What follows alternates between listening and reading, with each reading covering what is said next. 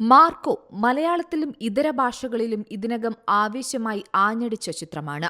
100 കോടിക്ക് മുകളിൽ box office collection നേടിയതിനു ശേഷമാണ് കഴിഞ്ഞ ദിവസം ചിത്രം OTTയിലും എത്തിയത്. സോണി ലിവിൽ സ്ട്രീമിംഗ് ആരംഭിച്ചിരിക്കുന്ന ചിത്രം ഇതിനകം ലോകമാകെ ട്രെൻഡിംഗ് ആയിരിക്കുകയാണ്.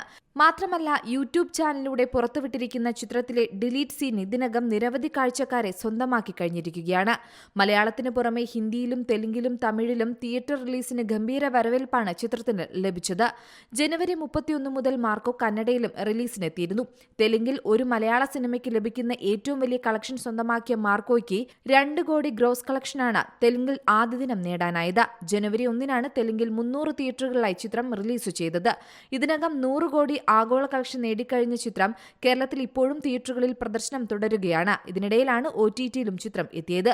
ഉണ്ണി മുകുന്ദന്റെ കരിയറിലെ ഏറ്റവും വലിയ സിനിമയ്ക്ക് ആവേശകരമായ പ്രതികരണമാണ് എല്ലാ ഭാഷകളിലും ലഭിച്ചുകൊണ്ടിരിക്കുന്നത്.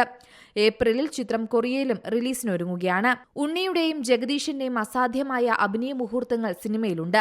ജഗദീഷ് എന്ന അഭിനേതാവിന്റെ വ്യത്യസ്തമായ കഥാപാത്രമായിരുന്നു മാർക്കോയിലെ ടോണി ഐസക്. ക്രൂരനായ വില്ലൻ കഥാപാത്രത്തെയാണ് നടൻ സിനിമയിൽ അവതരിപ്പിച്ചത്. ഏറെ പ്രശംസ കിട്ടിയ കഥാപാത്രത്തെക്കുറിച്ച് മനസ്സ് തുറന്നിരിക്കുകയാണ് താരം ഇപ്പോൾ. തന്നെ സംബന്ധിച്ചിടത്തോളം ഏറെ വെല്ലുവിളി നിറഞ്ഞ കഥാപാത്രമായിരുന്നു മാർക്കോയിലെ ടോണി ഐസക് എന്നാണ് താരം പറയുന്നത്. ഏറെ ഇമോഷണൽ ആയ ഒരു വ്യക്തിയാണ് താൻ.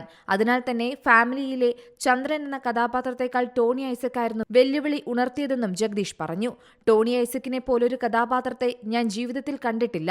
അത്തരമൊരു കഥാപാത്രത്തെ അവതരിപ്പിക്കുമ്പോഴാണ് നമ്മളിലെ അഭിനേതാവിന്റെ ഒരു വെല്ലുവിളി വരുന്നതെന്നും ജഗദീഷ് കൂട്ടിച്ചേർത്തു. Entertainment desk, C Malayalam news.